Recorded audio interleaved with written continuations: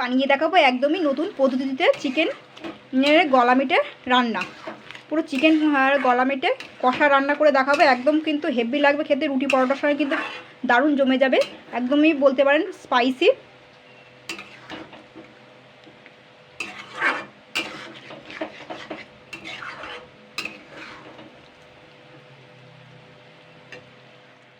নমস্কার বন্ধুরা, আমি Priyanka, welcome back to my channel. বন্ধুরা, আজকে আমি বানিয়ে দেখাবো মুরগির গলা মেটে কষা বা গিলে মেটে কষা।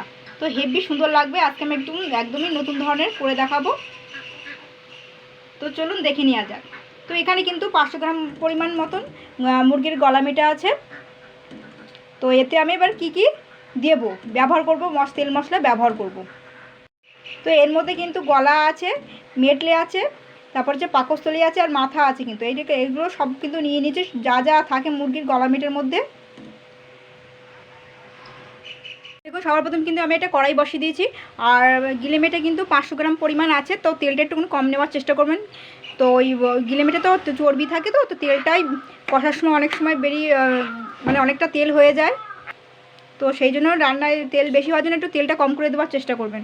তো আমি এখানে কিন্তু 50 গ্রাম পরিমাণই তেলটা নিয়েছি, রিফাইন্ড অয়েল। তো এখানে আমি পেঁয়াজ কুচানো, 2টো কাঁচা লঙ্কা, তেজপাতাটা দিয়ে দিচ্ছি। 2খানা তেজপাতা দিয়ে দিলাম, কাঁচা লঙ্কা 2খানা আর পেঁয়াজ কুচানো। এখানে 2 মিনিট মতো নাড়াচাড়া করে নেব।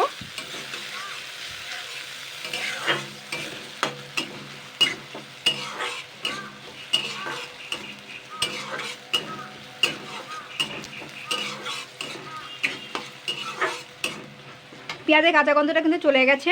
এই যে 500 গ্রাম গিলে মেটেটা আছে, এটা আমি দিয়ে দিচ্ছি। এটাকে আমি জাস্ট 2 মিনিট মতো নাড়াচাড়া করে নেবো গিলে মেটেটা। আমি কিন্তু এটাকে কিন্তু ভালো করে কিন্তু জলটাকে কিন্তু মানে মোটামুটি একটু টানিয়ে নিয়েছি, তাও কিন্তু অনেকটাই জল আছে এতে। তো আমি এর মধ্যে কিন্তু কিছু কিছু মশলা অ্যাড করব। দেখুন, এখানে 1 চামচ হলুদ গুঁড়ো, 2 চামচ জিরা পাউডার আর হচ্ছে 2 চামচ নুন রয়েছে। এগুলো আমি দিয়ে দিচ্ছি। জলজিরা প্যাকেট দিয়ে দিচ্ছি 2 প্যাকেট, 2 চামচ মতনই হবে এতে। আর দিচ্ছি টমেটো কেচাপ, আপনারা টমেটো কুচানোটা ব্যবহার করতে পারেন।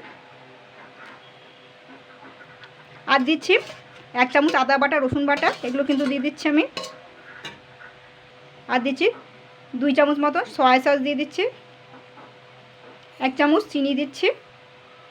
আর এখানে কিন্তু আমি কাশ্মীরি লঙ্কার গুঁড়োর পাউডার ব্যবহার করছি, এটা কিন্তু কালারের জন্য 2 চামচ মতন দিচ্ছি। আর দিচ্ছি এখানে 2 চামচ মতন কিন্তু বেসন গুঁড়ো দিচ্ছি। বেসন গুঁড়োটা অবশ্যই লাগবে, আটা হলে চলবে না। তো এবার আমি এগুলোকে দিয়ে সবগুলো দিয়ে আমি কিন্তু ভালো করে কষিয়ে নেবো। জলটাকে কিন্তু ভালো করে কিন্তু শুকিয়ে ফেলতে হবে কিন্তু।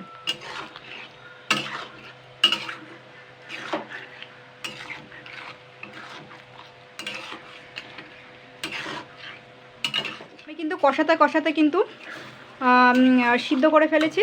এটা কিন্তু সিদ্ধ হয়ে গেছে, দেখুন কতটা সুন্দর এসছে কালারটা। তো এবার আমি এটা কিন্তু হয়ে গেছে। এবার নামানোর আগে একটুখানি ম্যাগি মশলা অ্যাড করছি আমি। আর এখানে আমি একটু গরম মশলা অ্যাড করছি। একটু নেড়ে চেড়ে নেবো। তো বন্ধুরা, এইভাবে ট্রাই করবেন। দেখুন কতটা ঘন হয়ে গেছে তরকারিটা বেসনের গুঁড়োটা দিয়ে, আর টেস্টটা কিন্তু হেভি সুন্দর হয়েছে। তো এইভাবে ট্রাই করবেন।